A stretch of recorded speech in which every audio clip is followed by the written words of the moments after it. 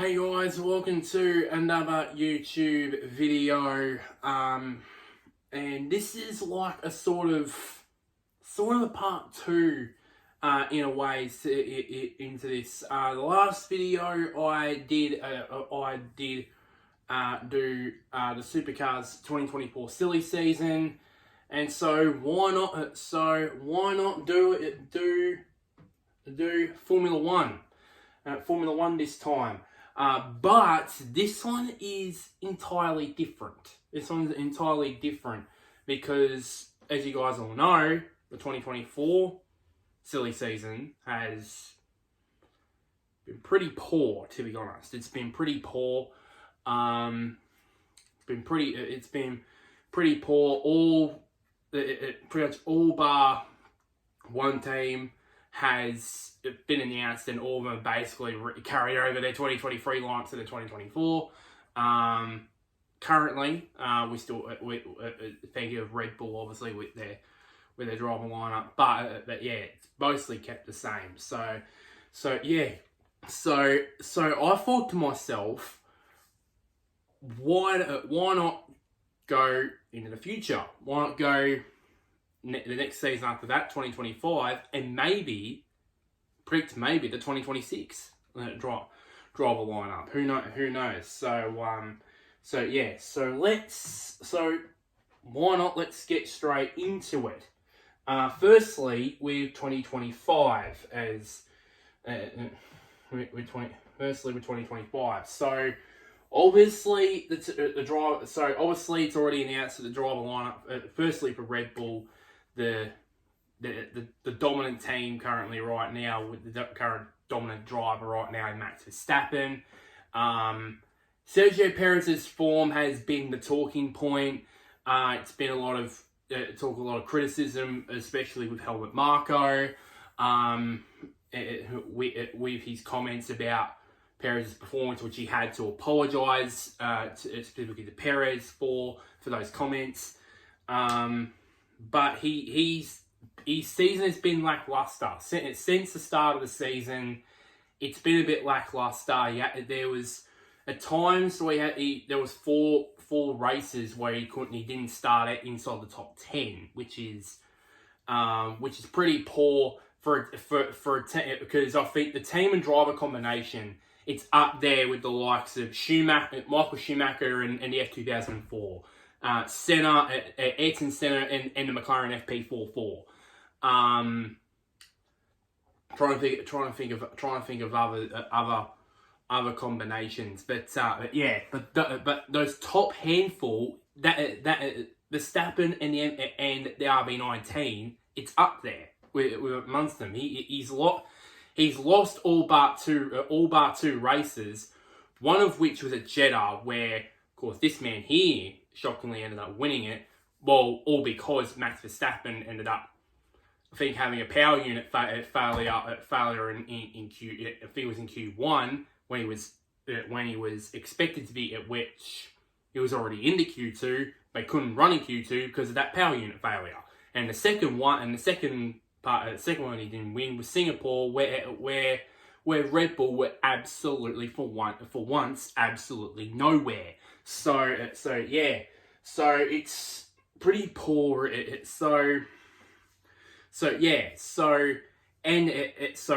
also Verstappen is already drivers' champion. He's in front by a country mile. Red Bull have already wrapped up the Constructors' Championship. They're leading the Constructors' Championship by a country mile as well. And yet there's a chance that Perez might get eclipsed for second in the championship for the back-to-back seasons, which is not good enough, and you can see why that Sergio Perez has been rumoured to possibly move on from that team. Pretty soon, but he's currently right now being confirmed in 2024. But this is my opinion. 2025, I think he will be gone. He'll be gone from that team in 2025, and he'll be replaced by none other than this man here, Danny Rick. He has been touted as he's been set up really to be the number two man in the future in more of a short-term solution, really, for Red Bull, to be honest. Yeah, alongside Max. Yeah, he's clearly working wonders with the AlphaTauri car that has been challenging at times this season. Of course, with drivers obviously Yuki Tsunoda, Nick De Vries, and then obviously Liam Lawson as well. So yeah, but it didn't help Ricciardo that he spent a couple of months out with a broken hand. So yeah, so pretty much yeah with that. So what I think for me, it's so how appropriate really that the lineup it's about 6 or 7 years ago is going to be the lineup for 2025, in my personal opinion, of course. Moving on to AMG, Mercedes-AMG Petronas.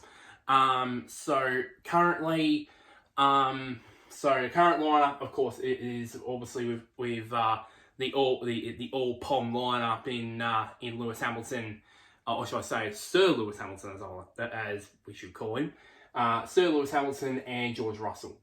So yeah, and they've really, it's not surprised that they're second in the Constructors' Championship. I did sort of predict them to be second in the Constructors' Championship, but I was expecting them to be a lot closer and learn from their failings in 2022. Clearly not, because clearly not. It clearly did in a way, but not at the same time. If you know what I mean. So pretty much, yeah. So yeah, and obviously, by the way, apologies for the blown out cars down the bottom here, by the way, but it's very different. By the way, I liked the new with the actual side pods, because with Zero's side pod design, it's funny how they put the Petronas logo here. Usually they would put it right here, but they put it there, which is a bit awkward and a bit yeah. So yeah, and I think for me in 2025, it'll be basically the same. It'll be basically the same. The only question is, will this man go around in 2025? It's a bit of an uncertainty. It's a bit uncertainty, even though he did sign a 2-year contract to the end of 2025. I think it's still the end of 2025. I think I have to check that, but I think in 2025. But yeah, but no, he probably might say at the end of 2024, yeah, maybe I'm done. I've retired. I'm a 7-time world champion. Yeah, I don't see any opportunities to win my next title, so I'm going there. And obviously George Russell, I don't see him going anywhere really, just in my opinion. Oh, sorry about that, guys. But moving on to the prancing horse, the Scarlet Red of Ferrari.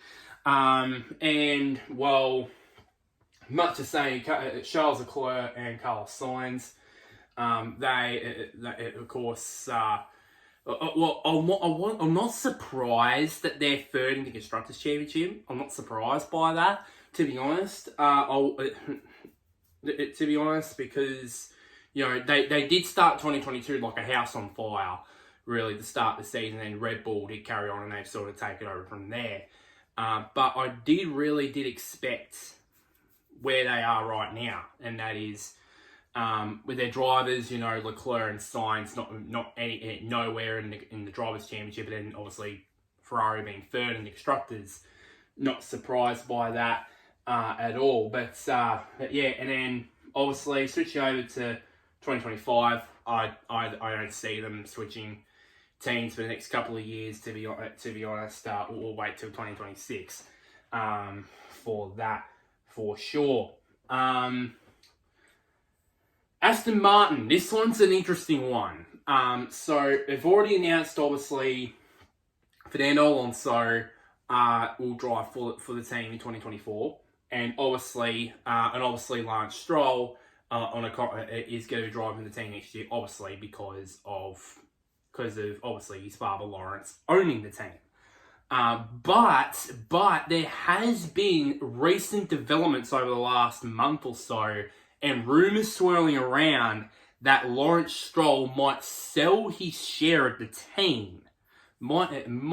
Just might share his sell of the team, which means that Lance's role in the team, or part of the team, may come under threat.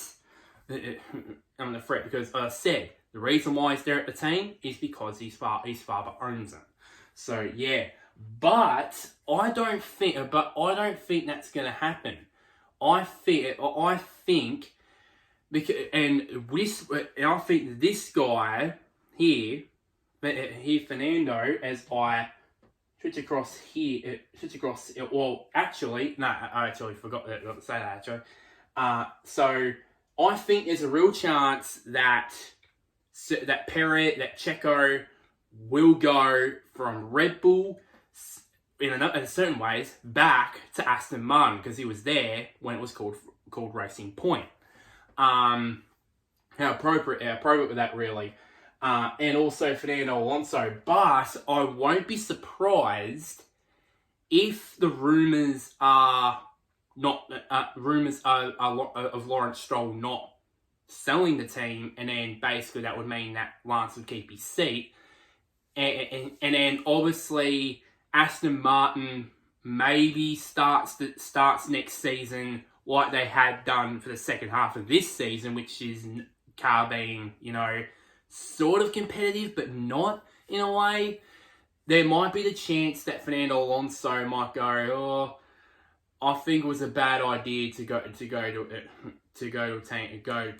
here, and maybe potentially my second career in Formula One might end and retire more permanently, because he's in his 40s. There's a lot of young guys now coming through from F2 and F3 and that, and yeah, so it makes room. But for this one, I think that, and it's a very, if it does, and if they do well in 2024, and Lawrence Stroll does sell his share of the team, and then that would mean Lance does go, then as I said, the results go well for Aston Martin, there might be a compelling case for Checo to say, why not go back? Why not go back to the team that made me get a Red Bull contract in the first place? Why not? Why the F not? So yeah, and that would be sweet, a partnership between Alonso and Perez, to be perfectly honest with you. Next one, obviously McLaren. I think they're the team to watch in 2024 based off of their form in the second half of the season. And for me, I'll just go straight for it pretty much. Self-explanatory. Norris and Piastri are going to be there in 2024 and 2025. Just no-brainer, really. No-brainer, but yeah, and I can't wait to see how Oscar goes in his second season. Of course, he's well established himself in his first season. Being at the front regularly. Got his first podium at Japan. Then got his first sprint pole and sprint race win at Qatar. Which I know it's a sprint race, but it's a very big achievement for someone in their first season, who ironically is Australian, mind you. But I can't wait to see how he goes in his second season, especially if McLaren do carry on their form from the second half of this season. As I said, if they do carry it on, then it'll be very exciting to see how he goes, and especially alongside Lando in the team as well. Alpine, again, pretty self-explanatory, I believe. They're rock solid with their lineup of Esteban Ocon and Pierre Gasly. Just self-explanatory, really. They've gone well, and I think the target for them is to really join really McLaren and Aston Martin in challenging the big three, and to sort of make it like a big six in a way.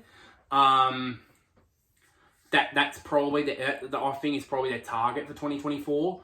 But yeah, and it obviously, but it's a fine line as well, because they got a guy in their team, in their academy, by the name of another Aussie, by the name or the son of a 4-time motorcycle world champion in the name of Jack Doohan, who recently announced that he's not going to be racing in F2 this year. He's more than likely going to race in Alpine's World Endurance Championship program. Is the one I've heard, which I don't like in a way, to be honest, because if he goes that route, I don't see him being in Formula One in that route. It's a pretty unorthodox route to Formula One in a way, going from F2, F3, F2, then World Endurance Championship / a reserve driver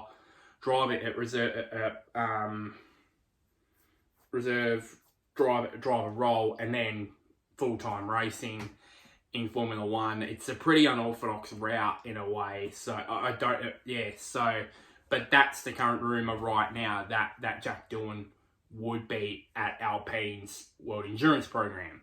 So yeah, but by the way, I organised all of this when that was before that announcement of him not being in F2, by the way. So yeah, moving on to Williams, which is the only driver lineup that hasn't been announced as of yet. And probably won't be until probably the end of the season. So it's already announced, obviously, that Alex Albon is going to be at Williams again next season. But the talk is of this seat here. In this seat here, I've gone with Logan Sargent to go around again for a second season over there. The reason being, it's because I don't. Some people have said, "Oh, come on, Williams, let him go." I mean, come on. It's his first season in Formula One, for God's sake. Surely give him one more season, and if he doesn't go well in that season, then just cut him loose. Just cut him loose. He's only had like a handful of seasons in the other junior categories, and he's suddenly gone thrusting into Formula One. And to be honest, for Williams, if they let him go, who do they replace him with? Who do they replace him with? Because they would have to basically like lure another driver from another academy to fill that seat. And that's probably, in my opinion, unlikely. And the next best Williams junior driver coming through the ranks, or drivers coming through the ranks, are in F3. And let's just say that is not going to happen going from F3 to F1. It's not MotoGP where you can go from Moto3 to MotoGP like that. It's not like that in F1. So that's why I think Logan Sargent will stay that team for another season. But I believe that will be it, because I think in 2025 there could be 3 Aussies on the grid in 2025, adding Jack Doohan into the list. As I said, I did all of this before before Jack Doohan made the announcement that he was not going to race in F2. So yeah, but you never know. Maybe there's a thing. Maybe he does the World Endurance program maybe for 1 year, and then he suddenly goes, "Oh, I want to be in Formula One next year." Maybe he does that declaration, and then Alpine go, we don't have a seat for you. Maybe you can go to Williams. And how ironically, maybe Logan Sargent's form from this year carries on the next year, and that would mean bye bye Logan and hello Jack. So that's what I think. That's what I think. I think would and should happen. Moving on to Sauber, as we would call them now, because they're not going to be called Alfa Romeo at the end of this season. I think, currently right now, excuse me, I think for me, Valtteri, I think they're going to keep the lineup of, already announced that they keep the lineup from last year to this, obviously, in Valtteri, Bottas, and Zhou Guanyu. That's pretty self-explanatory. And then 2025, this is a big shock. This one's a shock one. What you say? Want to go with Théo Pourchaire? Or another? But I think it's Arthur Leclerc. I think. And once you get to the 2026 once I get to the 2026 lineup, you will know why. But I predict him to win I predict him, as a matter of fact, to win the 2024. As in my usual crystal ball, in my crystal ball, I think he wins the 2024 F2 championship. In my personal opinion, maybe if Valtteri Bottas maybe leaves the team, maybe Théo Pourchaire, maybe so that would mean that there'll be two drivers for Sauber, two rookies for Sauber, but I think I'll just stick with the one at Arthur Leclerc. Yeah, and as I said, once we get to the 2026 lineup, you'll know why. Haas. So of course self-explanatory, Kevin Magnussen and Nico Hülkenberg, and I think in 2025 it'll remain the same. Of course Magnussen, I don't see him going anywhere. I don't think any big teams are going to take him on, and Hülkenberg just seems to defy age. It seemed like he'll go to Formula One, still be in Formula One as late as 2042. but yeah, so I think so pretty self-explanatory really for Haas, really, and pretty disappointing season now after, of course, of AlphaTauri's big haul points from Mexico. They're now last in the Constructors' Championship at the time of this recording. Now AlphaTauri. So 2024, it's already announced that Yuki Tsunoda and Daniel Ricciardo will be in this team in 2024. But as you can see at the logo here, there's a question mark. And there's been rumours that have been swirling around that team is going to be in for a name change. The current rumor was that the team would be taken over or be named Hugo Boss. It has been the latest rumor that's been swirling around. So that's the current rumor that I have heard. But currently I'm just gonna say AlphaTauri for now until that rumor becomes true. But as you guys saw earlier, Ricciardo is going to be at Red Bull in 2025. So that would leave the door open for this man to finally get his full-time opportunity in Liam Lawson. I mean, I still can't believe this man at the Singapore Grand Prix knocked Max Verstappen. That's right, Max Verstappen, two-time Formula One world champion, knocked him out of Q2. Knocked him out of the top 10 on his last fine lap.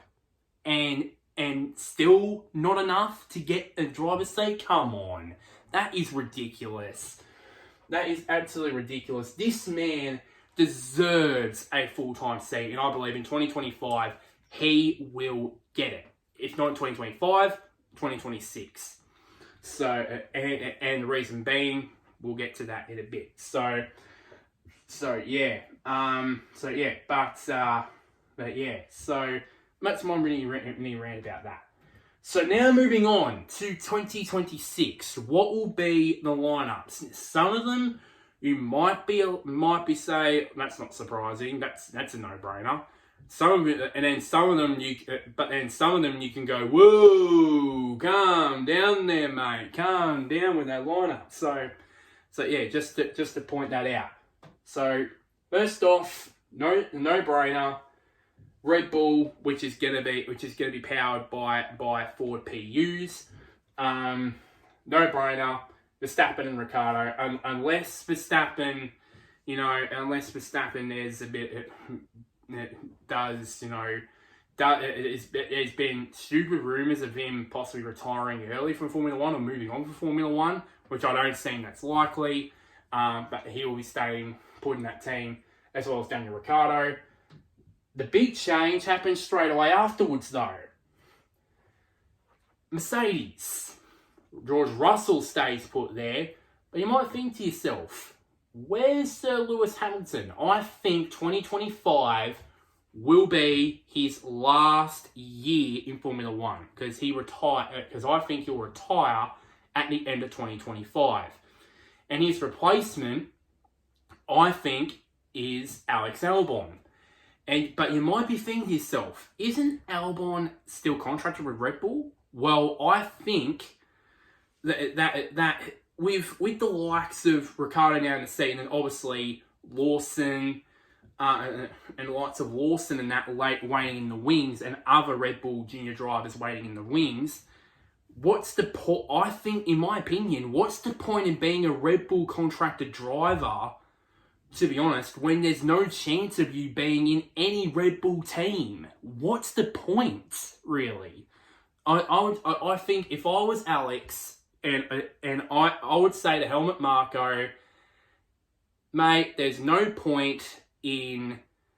I don't see myself... If you don't see myself being in a Red Bull seat in Formula 1, you might as well just let me go.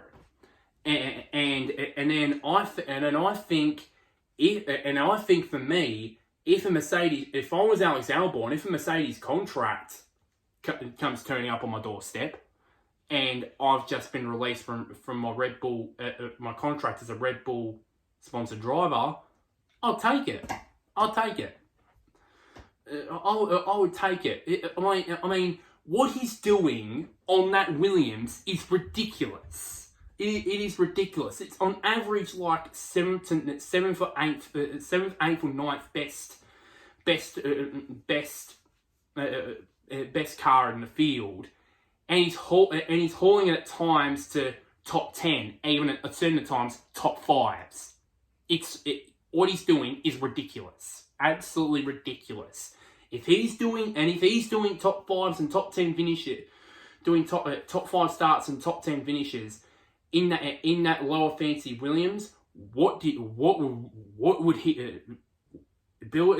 The things he can do in a Mercedes car would be endless, in my personal opinion. So that's what I think. I think Albon would be the Hamilton replacement at Mercedes. Next shock. This one will surprise you. Charles Leclerc at Ferrari. Charles Leclerc, I think he stays. But this one would shock you. Arthur Leclerc to Ferrari. Now you might think to yourself, maybe some of you might think, that's why you send him to Sauber. Then some of you guys might think, what's the point in that? Well, I had a long think about it, to be honest. I would have said Lewis Hamilton, but I don't think he would. If he would go to Ferrari, it would only be for 1 year anyways, and then retire, to be honest. And pretty much, how appropriately, just like his brother, he would go from Sauber to Ferrari.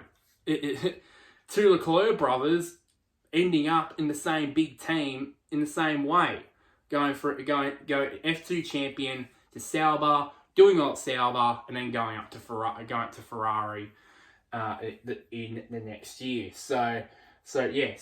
But I want it to be. As I said, I would have chosen Hamilton, but I wanted to be out there for 2026. I wanted to think outside the square, and probably you guys probably say, yeah, you've definitely done that and beyond. To be honest here. Aston Martin. Now, it was recently announced that they're going to be powered by Honda. So, and I think for me,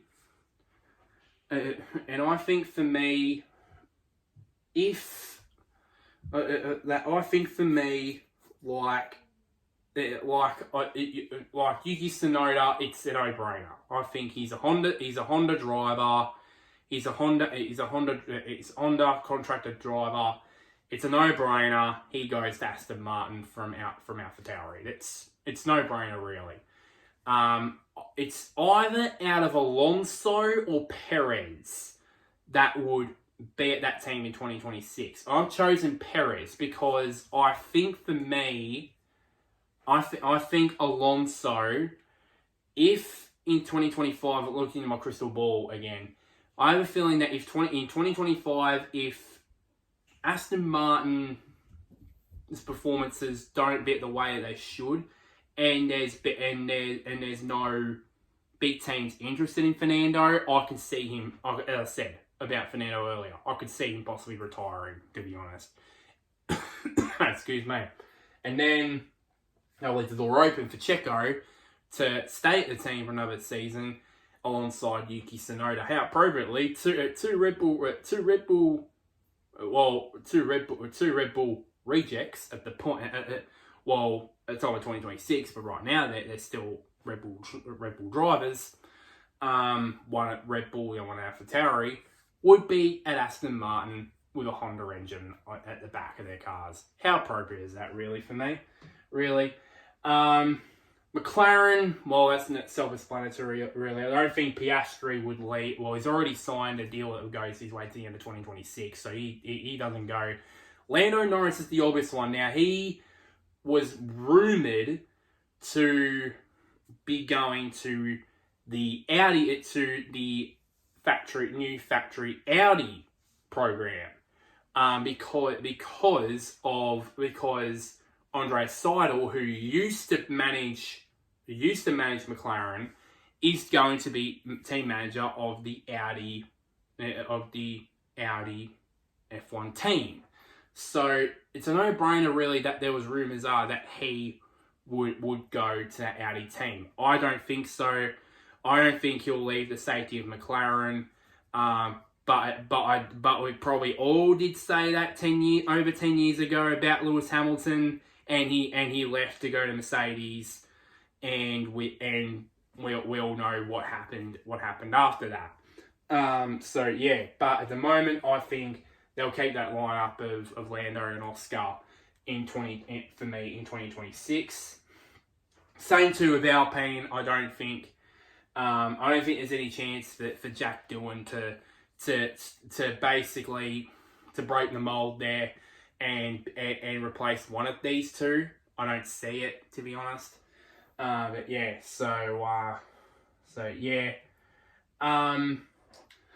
Williams. This one is pretty interesting, to say the least.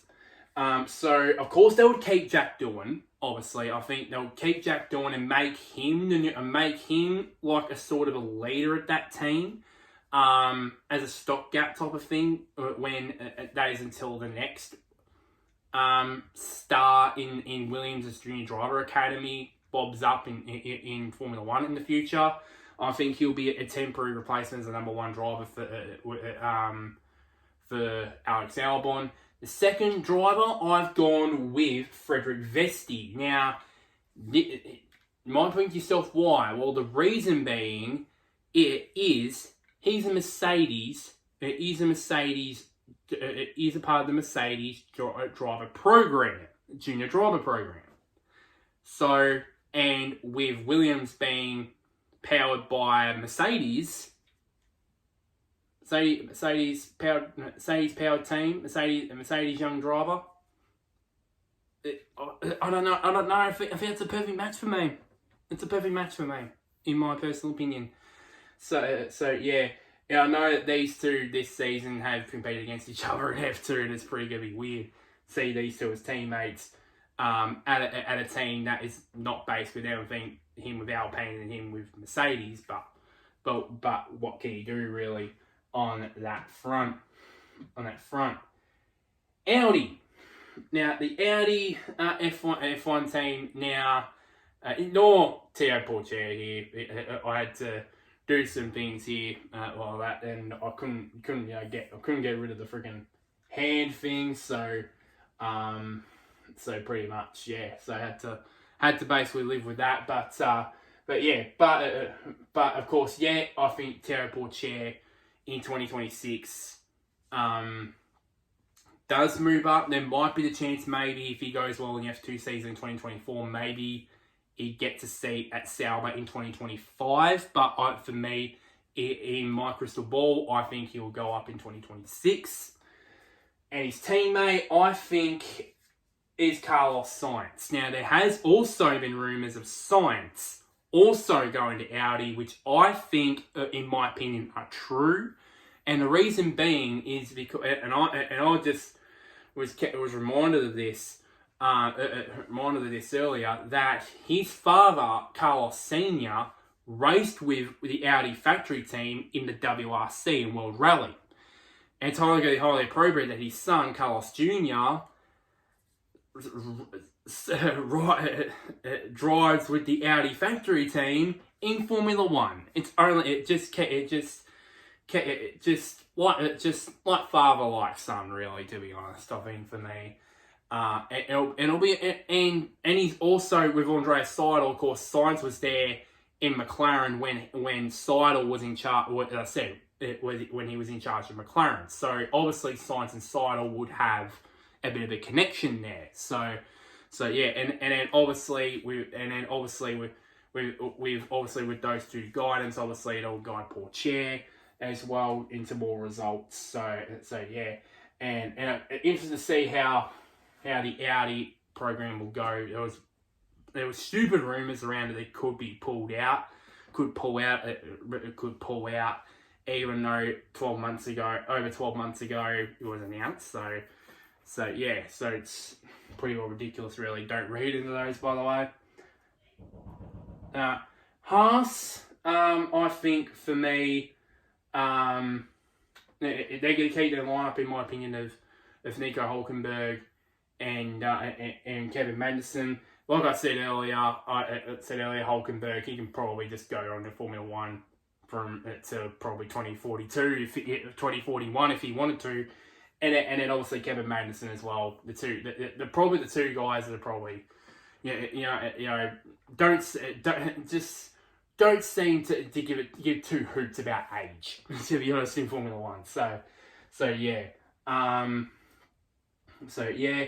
And then you have AlphaTauri, or whatever name it's going to be by the time 2026 rolls around. So I believe Liam Lawson, I think he takes over as the leader in that AlphaTauri team, and also the guy that would probably most likely will be the next young driver to go up to the main team. Because I've always thought that if Ricciardo does go to Red Bull, goes back to Red Bull as a full-time Formula One driver, I've always saw that as a short-term solution because of Ricciardo's age, really. I've always known that Liam Lawson has been groomed to be the next driver to be Max Verstappen's victim as a teammate, to be honest. But his teammate, of course, Yuki Tsunoda out, and he's going to be replaced by Ayumu Iwasa, who's impressed in his F2 this season, and I think for me, Even though he's a Honda driver, he's also a Red Bull junior driver as well. I would have chosen him to possibly make. There might be a slight chance that he might be a test reserve driver for Aston Martin when it does switch to Honda engines, but I don't see that. I don't see that, to be honest. I think he'll be alongside Liam Lawson in that team. So that's it. That's the end of that. So like this video, share this to anybody who's a Red Bull fan, a Ferrari fan, or a Mercedes fan. Comment down below. This is the time for your crystal ball to crystallize. What are your thoughts on it? What would be your opinions? What would you change about the 2025 and 2026 lineups? Would you not have Arthur Leclerc at Ferrari? Would you not have Alex Albon at Mercedes? I would love to hear your thoughts, especially about it. And one last thing, somewhere down there, click on the big red button which is labeled subscribe. But until next time, guys, I'll see you guys later, and wherever you may be, may the sun or the moon shine on you.